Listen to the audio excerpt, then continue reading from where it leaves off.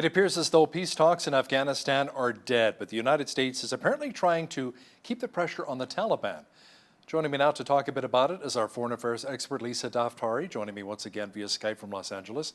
Lisa, U.S. Secretary of State Mike Pompeo left the Taliban at the table, saying the group needs to change their behavior a little bit.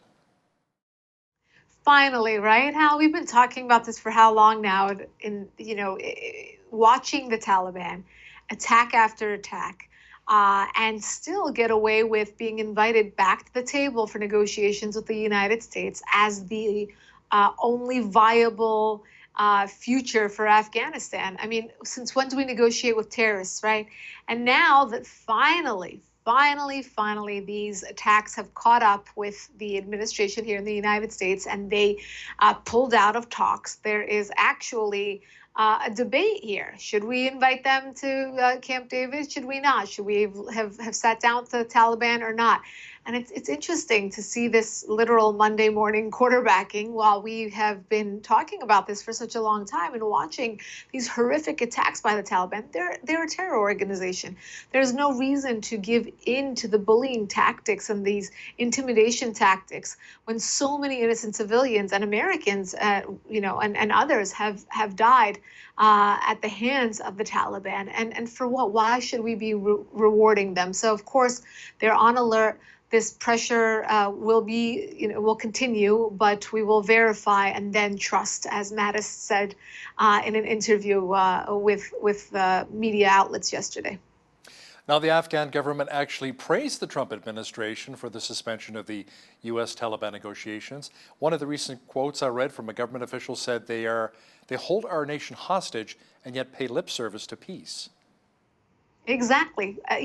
Where does this make sense? Where, they continue to vilify, they continue to terrorize the Afghani people. Of course, the Afghani government is, very happy that the talks were called off, very happy that there's a pressure campaign against the Taliban, and very happy that hopefully this will be the beginning of the end for the Taliban and this, this ability to just launch a suicide attack whenever they feel like it in these civilian areas in order to do what? To mark their territory, in order to have leverage, to have a leg up. They literally said that they did this in order to have leverage or a leg up when they sit down at the negotiating table with the United States. I mean, it's horrific. It's horrific. So of course, we have support by the Afghani government. We have support of the Afghani people who have only been victims to this horrific, long drawn ordeal with the Taliban. And, the most important question here is what will happen with Afghanistan? What is the future of that nation? How could they nation build? How can they move forward? And that's a very difficult question to answer. Are they a threat to the United States and to the West? Yes, because they have become such a fertile ground for terrorists to develop. And of course, again, the number one victims of that terrorism and that vulnerability being the Afghani people in that region. So, eyes on Afghanistan, we pulled out, but we don't want to hand this over yet again to another terror group on a silver platter. Pompeo says the key to a successful Iran is disarming the nation and appealing directly to its people. Yeah, we've been saying this for over, a decade and a half now. This is the key to understanding the Iranian issue, is to know how different the people are from its government. Funny, because I got invited to Congress in 2004 or 5 to talk about this in a subcommittee and talk about the third option with Iran. The first and second being either bomb Iran, let them get the bomb. The third option being to appeal to the people in order to topple their government. And when you look at this regime, 40 years or more of them being in power, and the people of Iran being, having it up to here in terms of tolerating the human rights abuses, the economy being in shambles, all of this horrific, realities that they live with day in and day out. And the West, in trying to curb the Iranian regime, is missing the biggest ally of all, 80 million Iranian people who'd be happy to come back out onto the streets if they knew that they had a Western partner in curbing their government. So I think it's wonderful that Pompeo is sending out this message. Of course, we get stuck at are these just words, or what can the United States do to support the people of Iran in the next chapter if they are even successful in toppling their regime? So I think there's a lot of questions that remain, but I think this is a great first step in our administration's policy towards Iran. Now, speaking of Iran, samples taken by the UN nuclear watchdog show traces of uranium at what Israel's prime minister is calling a secret atomic warehouse, Lisa. Should we be concerned here in the Yep. West? Absolutely, but is this shocking? No. Do we know that they were going against the nuclear deal? Absolutely, yes. And when can we say, I told you so? When can we, it's very ironic because today Bibi Netanyahu tweeted this out that they did locate another site, and Javad Zarif, who is the foreign minister of Iran, tweeted out, look who's talking. Basically, Israel's the one with the nuclear weapon, and Bibi Netanyahu is the real terrorist, and all that, nonsense. And this news came out once again that even the UN, that has such a hard time calling out the Iranian regime, a watchdog group that has been monitoring, says that there has been nuclear activity that goes against the nuclear deal. Now, who does this put into the most awkward position? The Europeans, who are on a ticking deadline in order to give an answer to the Iranians on whether or not they will join back into a nuclear deal with them so that they can continue trade, they can continue their economic relationship. But again, these are inconvenient truths that do not make the Iranian regime look good. It doesn't make future relations look good. It doesn't make any sort of rapprochement with Iran look like it's going to happen in the near future. And they have a lot of explaining to do. Again, nothing new, but I'm glad that this evidence is coming to the surface. Lisa, the trade war continues between the United States and China. Imports of American products to China dropped about 22% last month. And Chinese exports to the United States also plummeted by about 16%. It's kind of tit for tat with the tariffs. Absolutely. And it continues, even though there is some prospect of having future talks in the very, very near future. Of course, both sides, and I think people on both sides who do business import export with either China or the U.S. are looking for a very fast resolution to all of this because everyone's suffering, right? Who wants to pay all this extra tariffs on very basic things that are necessary, especially as we approach the holiday season here in the West, and especially as we approach a re-election here in the United States. I think this is something that many people, especially Wall Street, are looking to see if Donald Trump can resolve this issue before his, re-election or at least the campaign season kicks off. So what we see is day in and day out that there is this fluctuation in the market in terms of, the news coming out of the U.S.-China trade deal. Will there be a deal? Will there, can we count on these tariffs going away anytime soon? And in the meantime, as you said, there's a decline because nobody wants to pay these tariffs and the prices are just exorbitant. The Turkish military is entering Syria to begin a joint U.S. safe zone patrol. What will that actually look like? What should it look like versus what will it look like? I think that's the more nuanced way of looking at this. Look, the Turks have been wanting to get involved and have been getting involved in Syria for a very long time, and because of their own agenda. Now, the West, the United States in particular, led a coalition in Syria and wanted Turkey to be involved. Why? Because they are geographically desirable. Their country is a place where we could basically set up and launch from. And they can help us out in Turkey. Now, why did the Turks get involved? Because their only goal and agenda in Syria is to kill off the Kurds. They don't want the Kurds to have a free and independent state of Kurdistan. They don't want them to exist. They want them off the map. They want them off the planet.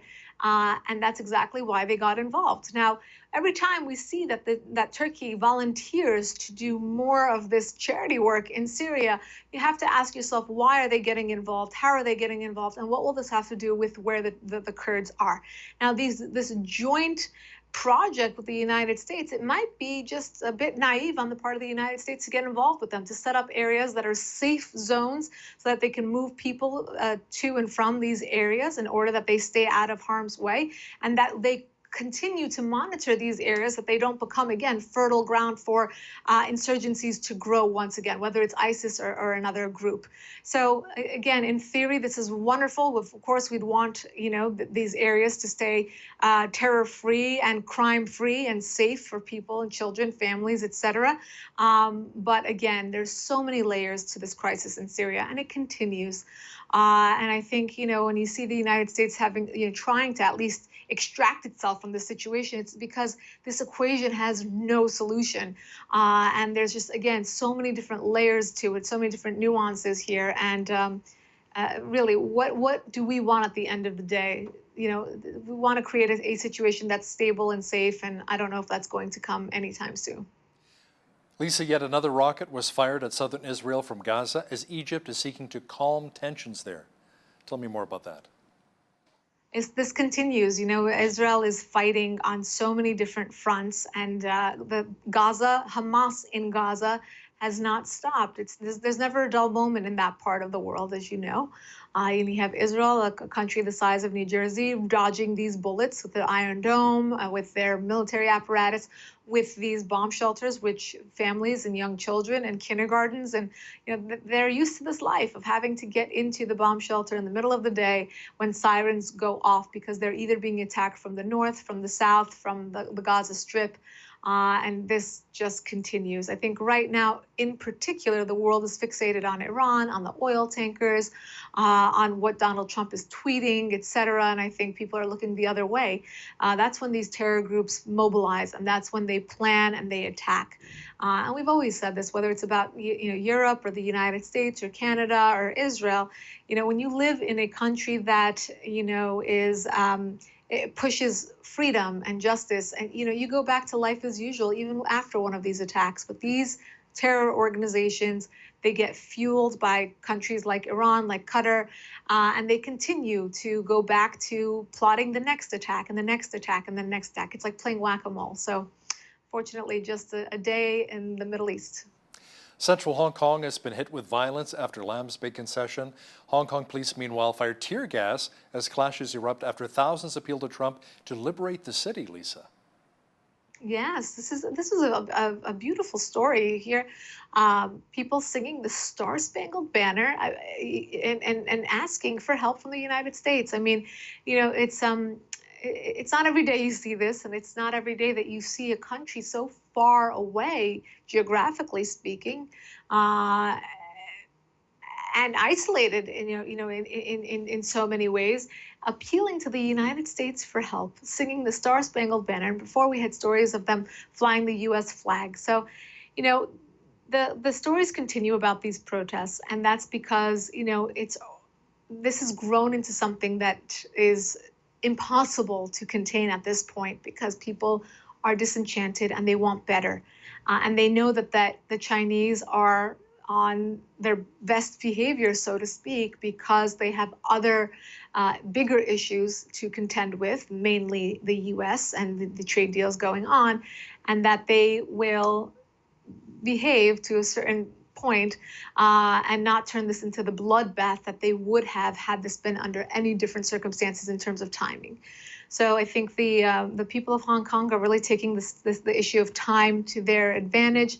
They're out on the streets, they're brave, they're courageous, and again, looking to the United States for some help here to gain more freedoms and to gain their independence from China.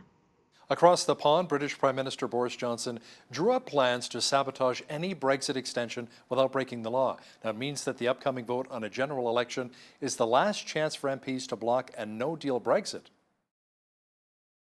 This Brexit issue has dragged on forever, and Boris Johnson is just, I don't know if he's fighting something that he truly believes in, but he also has opponents who will do anything to stop this, or to stop a no-deal Brexit and to make it illegal.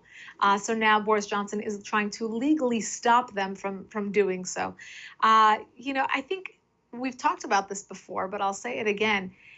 Brexit came before the Trump presidency, before Trump was elected into office. And the way that people talked about Brexit, or the idea of Brexit, is that it was a very organic idea to break from the EU, meaning that it's almost like a child that outgrows the family and has to move out of the house. It's something that just needs to happen. And I think what the people here need to understand is that if there will be a break with the EU, there will be a break with the EU, whether it's formalized or not, whether it's a no, whether there's a deal or a no deal, or whether it's now or in 2 years. This will creep up again. And it behooves the people of the UK to truly sit down and stop being so spiteful of one another and of political parties. And the partisanship is just awful. And to work with one another to see what is best for the future of the country, what's best for their national security, which led to Brexit, what's best for their trade, what's best for their economy. These are all factors that led to Brexit. Again, Brexit being the precursor to what we said was the Donald Trump election here in the United States, which was also a much needed reform or a referendum on what was going on here in this country. So if it's a reaction, if it's an action, it will creep up again. So, a lot of this infighting, but let's see where it takes the country. Our foreign affairs expert, Lisa Daftari, joining me once again from Los Angeles. Thanks so much, Lisa. My pleasure. On behalf of all of us here at Bridge City News, I'm Hal Roberts. God bless and have a great night.